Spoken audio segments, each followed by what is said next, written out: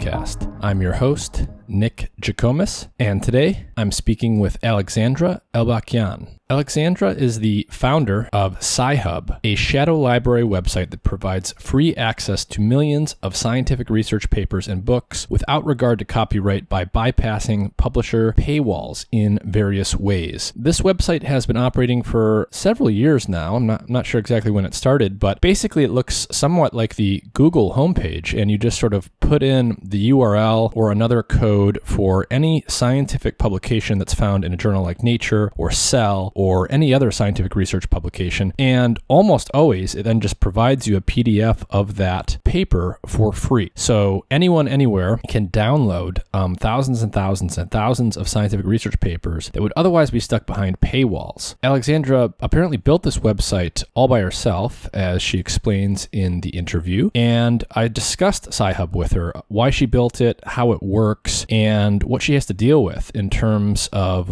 legal challenges and other challenges around keeping it up and active. It's a very interesting story.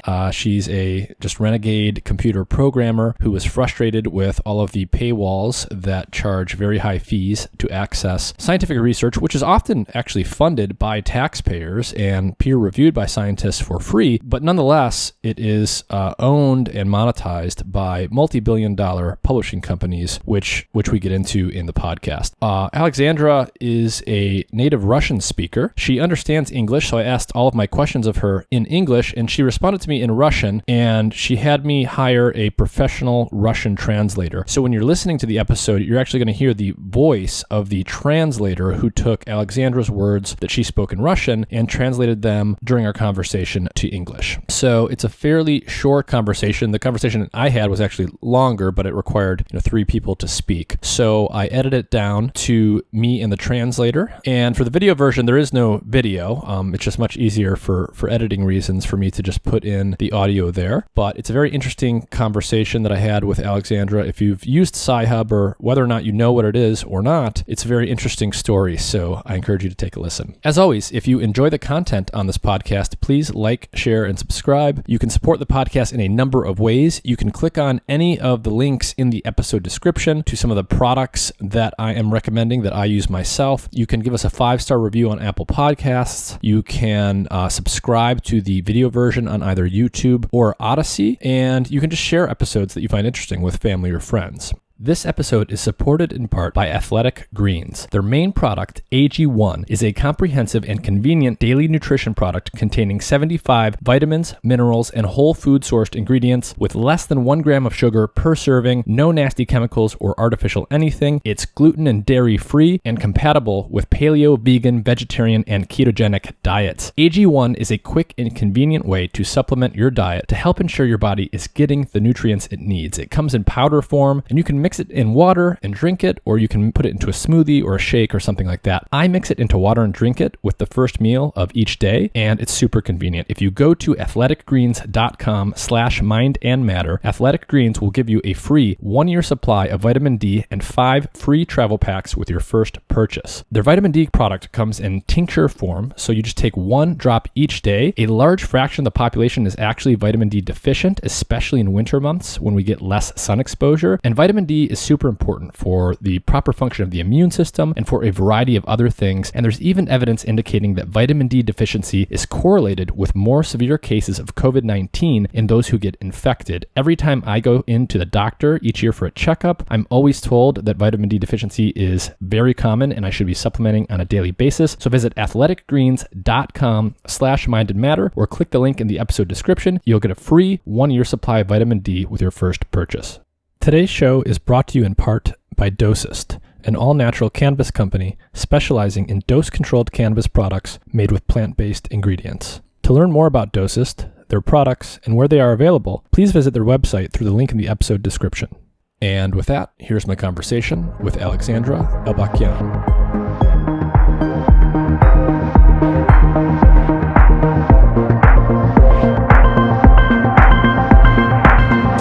Alexandra Elbakyan, thank you for joining me.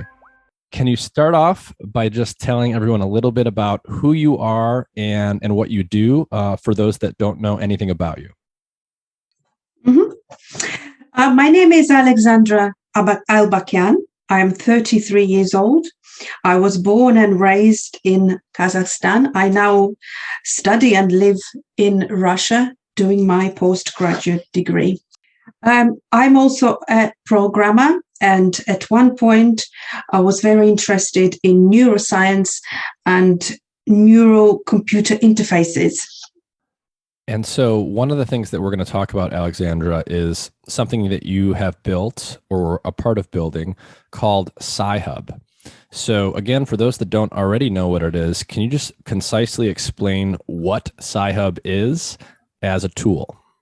My tool, Sci-Hub, allows users to get free access to scientific knowledge.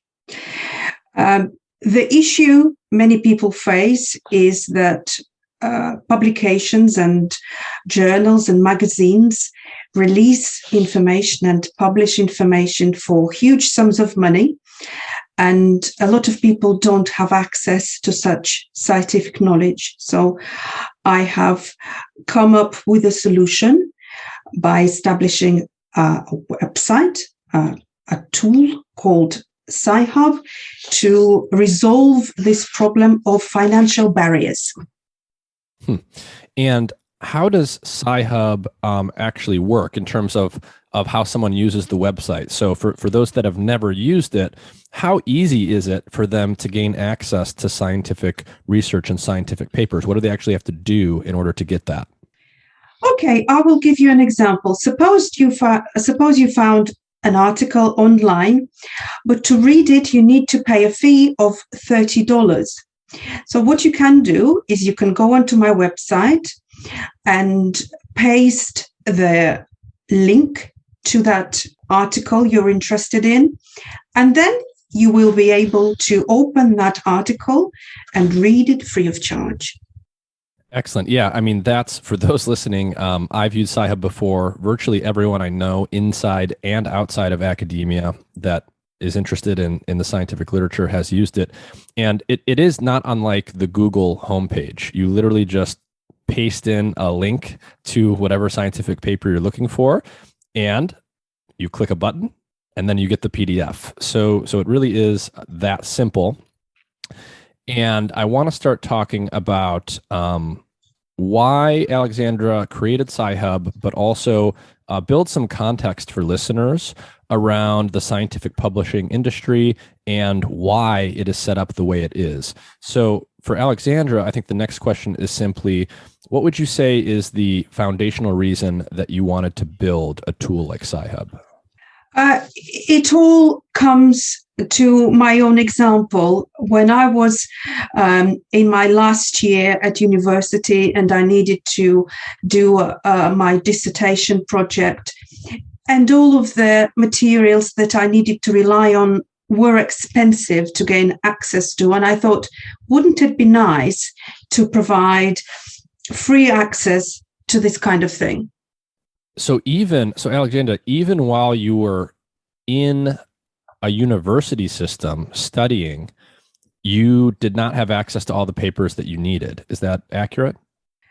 That's true. And it is still true for many students now. And now they use my website to find references for their diploma projects and dissertations.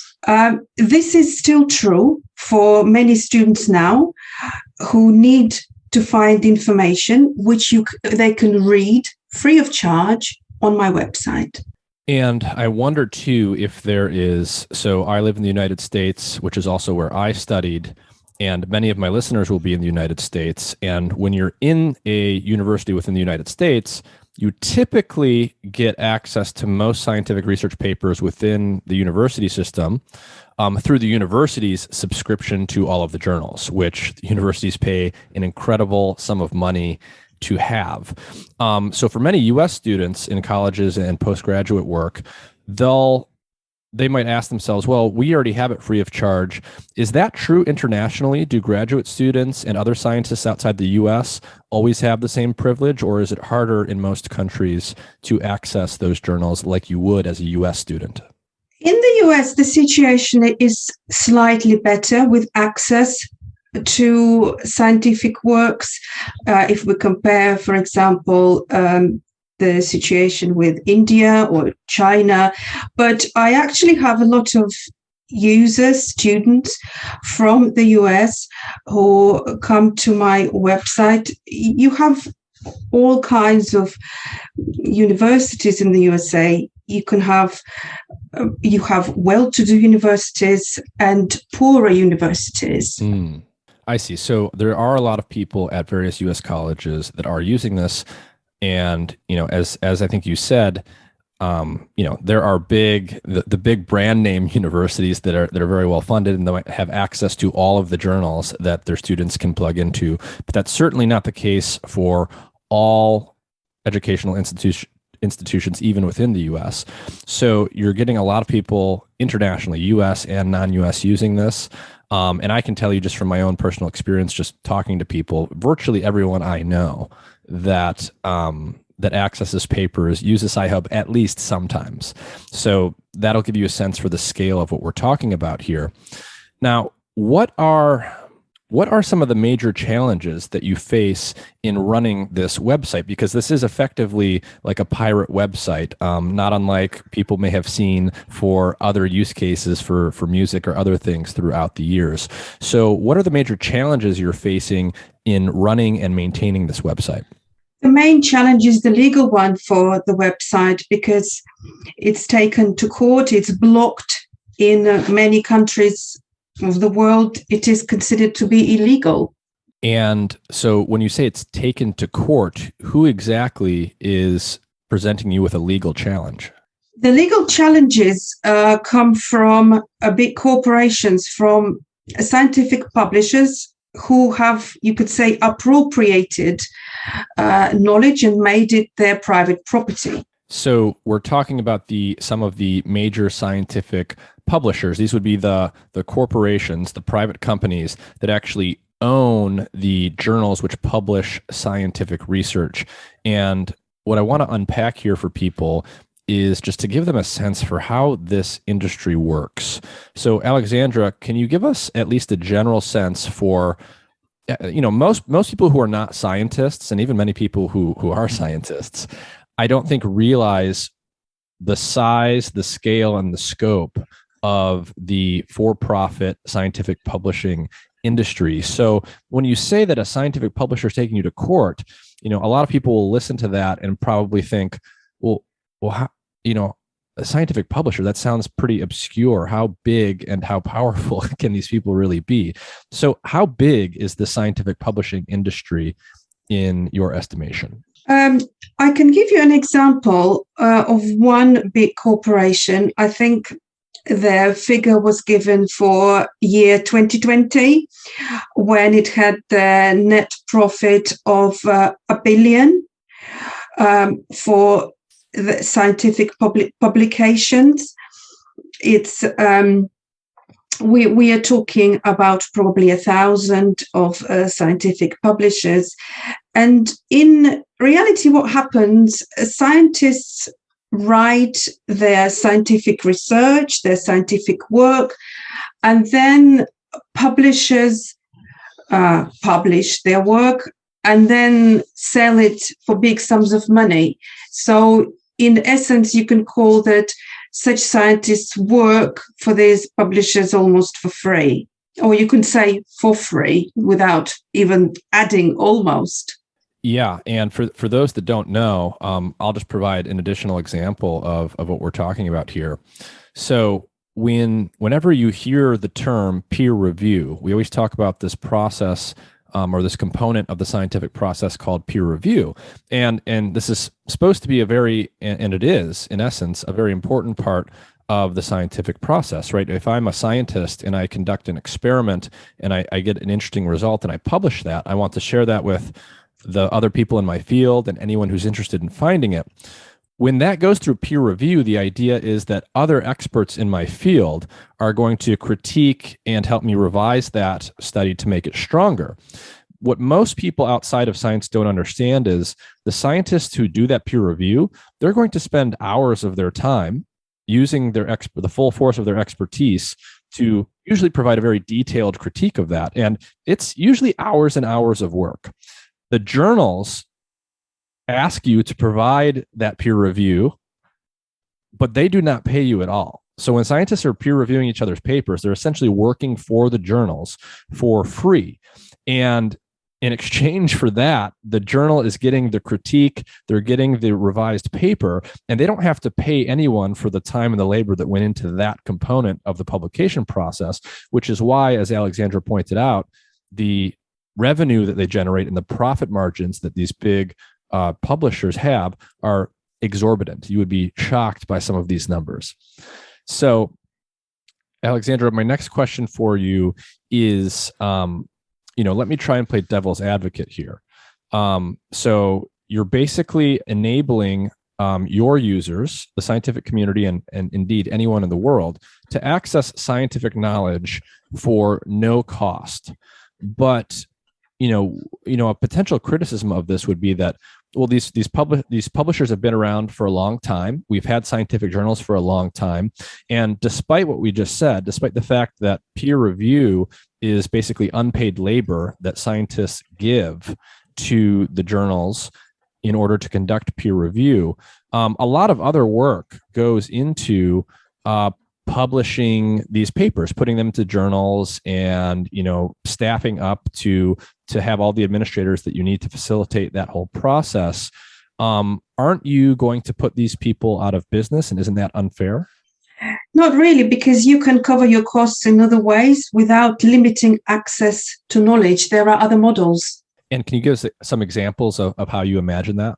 Well, as an example, with Sci-Hub, which I like the principle of, it lives on donations, the donations made by users of the website. And so it sounds like you have some knowledge of how many people are using the website just through ordinary web analytics. What kind of, if you could summarize for us, what kind of response do you tend to get from your users about the value of Sci-Hub to them? Can you give us some examples of typical responses you get? I have been receiving a lot of emails. In 2020, I published my email address, and straight away I started receiving thousands of emails with words of thanks. People were thanking me for helping them in their scientific research. So let's say that what would be lost if Sci-Hub got shut down somehow? If it was completely shut down and all of the people using it around the world no longer had access to the scientific knowledge, what would be the consequence of that for science?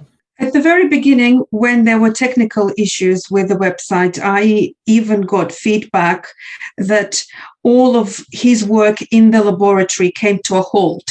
I see. So people have literally reached out to you and said that their work more or less entirely depends on having access to this through Sci-Hub.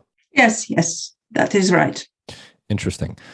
So why do you think, can you talk a little bit about why it is so expensive to subscribe to these journals? So we've already talked about the fact that the peer review component of publishing is unpaid labor. So there's no cost there.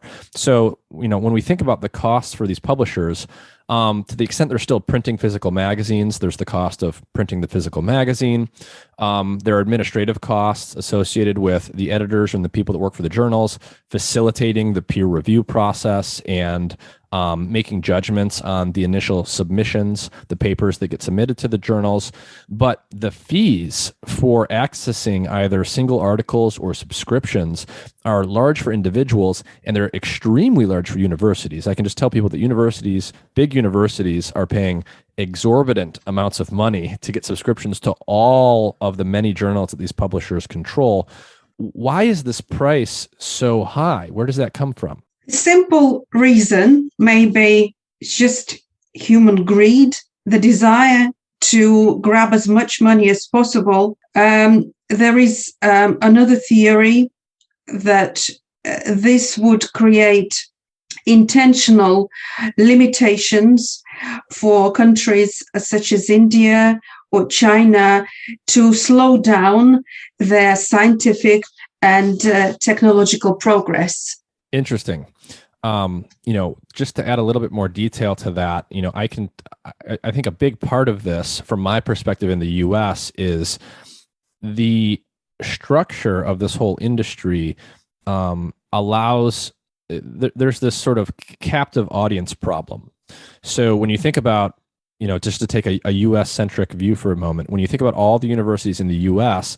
and how big their endowments are, they've got a lot of money. They're going to want all of their students and postdocs and scientists to have access to all of the major scientific journals. And because of that, the universities can sort of be held hostage by these journals in some sense. They can simply say, well, this is the very high price for access to all these journals. And if you don't pay it, your students and postdocs and that whole community simply won't have access to them for free. And so the universities want to attract the best researchers, and they want to attract the students who pay tuition and all of those things. So they're more than happy to pay fees, even if the fees have been marked up significantly, in order to attract scientists and students who are going to drive their own revenue. So there is this sort of captive university academic audience that exists. And these journals are very large. So there's really just a handful of publishers. The publishers are large, I should say. The publishers own many, many, many, many, many individual journals each. So, when you buy from Elsevier or Nature Publishing Group, the universities are buying subscriptions to very large packages, very large groups of journals. And the fees for this are absolutely extraordinary.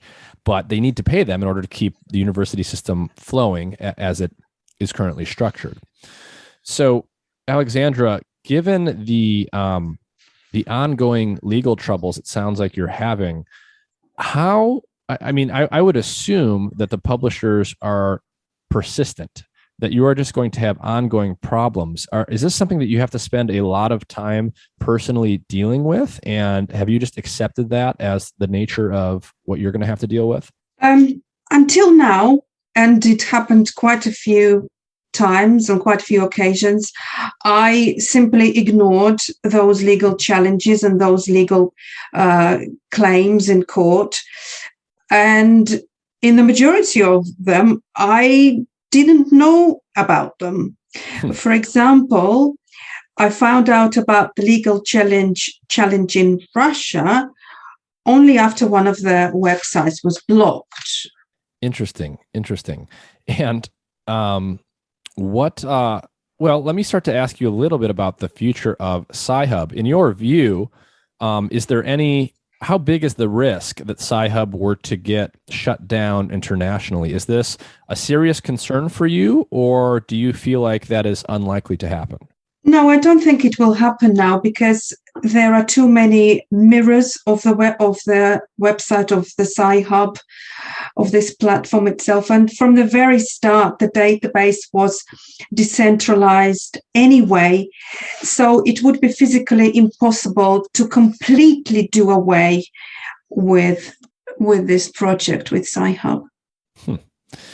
And so this is very interesting. You've built some kind of decentralized platform that is allowing you to do all of this. Can you give us a sense for, when did Sci-Hub start? How long did it take you to build this? And how difficult is the technical job of maintaining this? If we go into the technical issue, the platform itself is not decentralized, but the articles in the database, and that has always been the case, they exist on torrents. They exist on torrents. I see. And what is that? Can you explain what that means for people that don't know what that is? Torrents is a decentralized system of storing and exchanging files. And did you more or less build Sci-Hub by yourself, or is there a team working on this? How many people actually make up the Sci-Hub team? What I don't get is where this myth of some sort of team comes from. From the very beginning, I made it clear that I'm working on it on my own. So I really get baffled by questions about any team.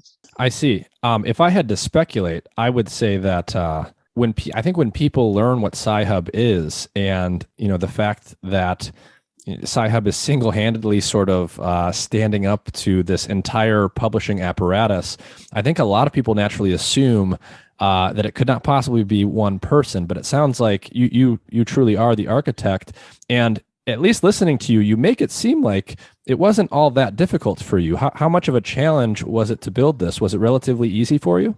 The first version of Sci-Hub only took 3 days to create and to launch.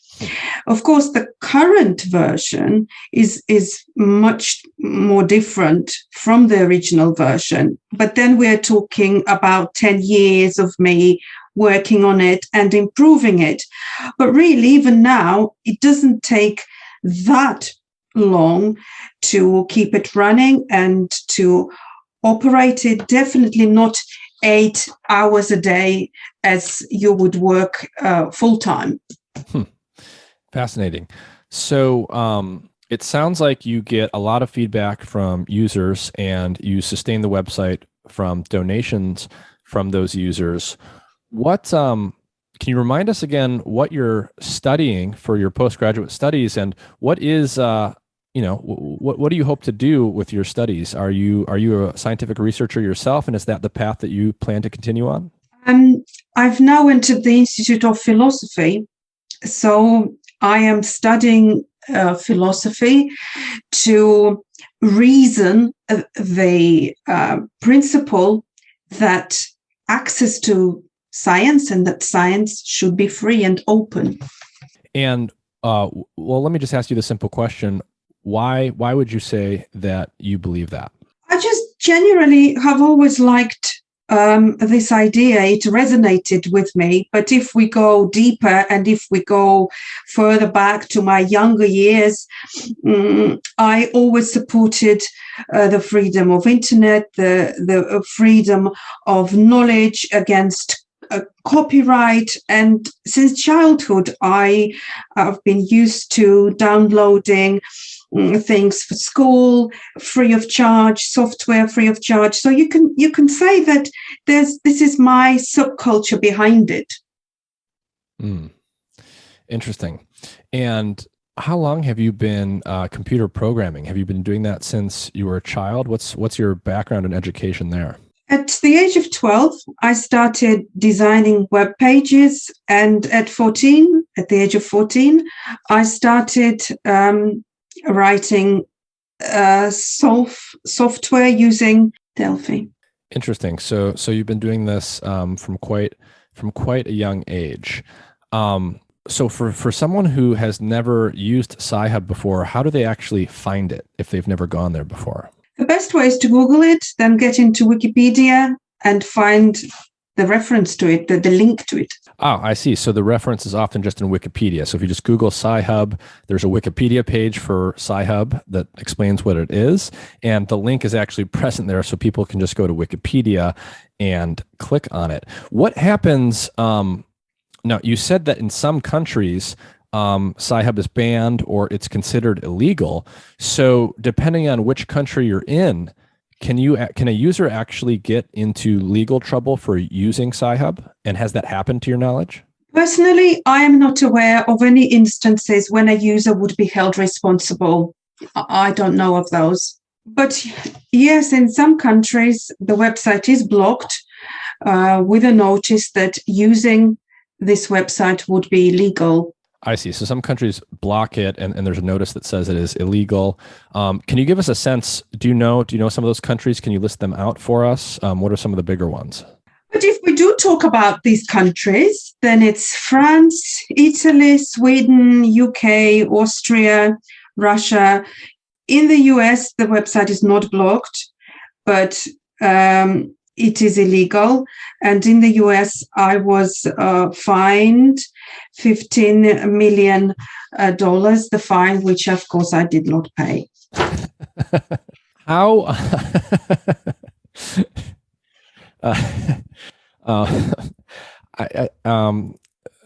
How does it? I mean, so you've built this website. You're maintaining this website.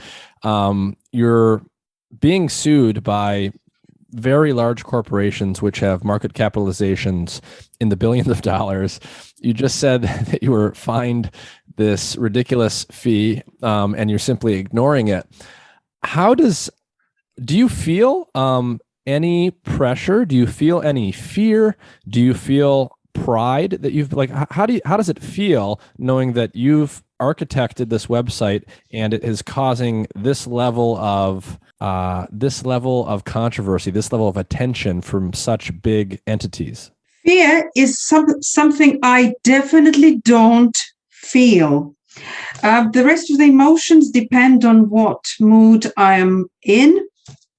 But of course, when you have this website and you know you've done it, you feel some kind of self-esteem for that, when you know that you are doing something that is helping others and making them more knowledgeable. So it makes you feel that you're doing something for the world, releasing scientific knowledge to the world. And many people write to you about it, telling you about it.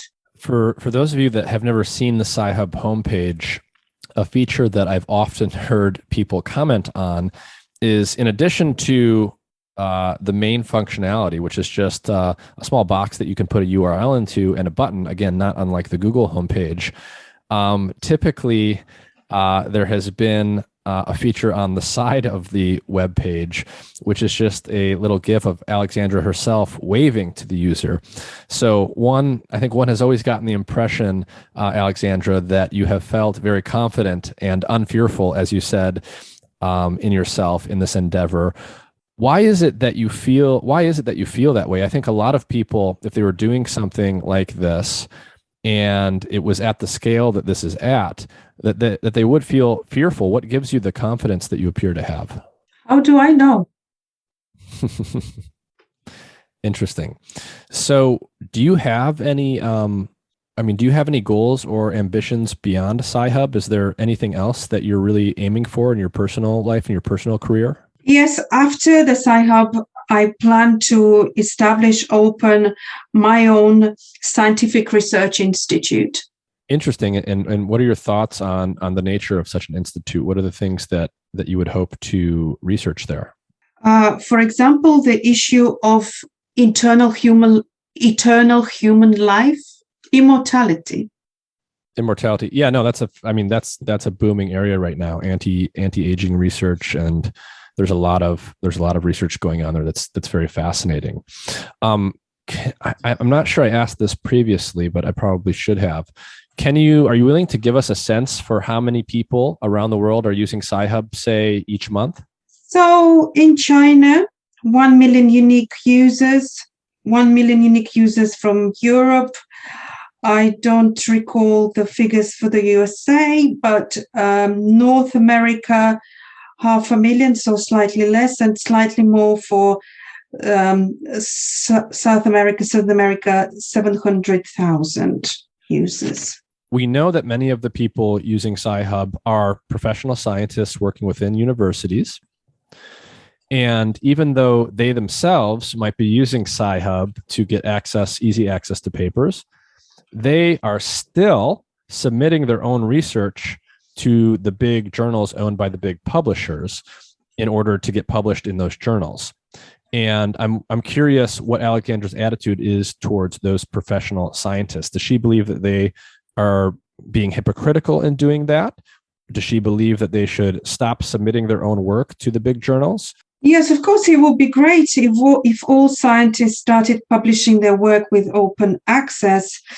But unfortunately, or fortunately, their career depends on publication in these journals with high ratings. So they have to publish their work and submit their work to these commercial publishers. I see. I'm curious, actually, Alexandra, is Is your ability to travel internationally affected at all? I try not to travel too much. So it's relatively easy for you to run Sci-Hub. It's not that difficult for someone with your skills to do this. It's essentially a one-person operation. And can you, I don't know if you can go, how much detail you want to go into here, but can you give us a little bit more detail on your technical computer science background or the type of skills that were required to do something like this? If we go back to the languages, the programming languages, Sci-Hub was designed in PHP, which was the most popular language for the web 10 years ago when Sci-Hub was created. And if we take Facebook was also designed in PHP. I see. So moving forward, you'll publish messages to people on the Sci-Hub homepage. You did mention you have a Twitter account, and I've definitely seen your Twitter account. I think you have a fairly large following. Have you received any pushback on the social media networks? Are they trying to restrict you at all, given the nature of what you do? Yes, Sci-Hub also had its own Twitter account, which was quite popular, and it had around 185,000 followers. But at the beginning of 2021, I think it was the 6th of January, Twitter blocked that account without an option of having it restored, which happened just before the same happened to Donald Trump's Twitter account. Interesting. So it happened at the same time as that, which may be a coincidence. Maybe they were just going through a lot of bannings at that time. But it sounds like... Yes, I know. In that particular time, in that particular period, a lot of people got banned. I see. But it sounds like there was no explanation given for why Sci-Hub in particular was banned. You just sort of logged on one day and that was the case. Well, they did refer to Sci-Hub breaking some rules, to some counterfeit content, but nobody really gave any detailed explanations. Well, Alexandra, thank you for your time. I think what you've built is fascinating, to say the least. It's very impressive what it can do and how many people are using it. So thank you for joining me. And thank you very much for your invitation.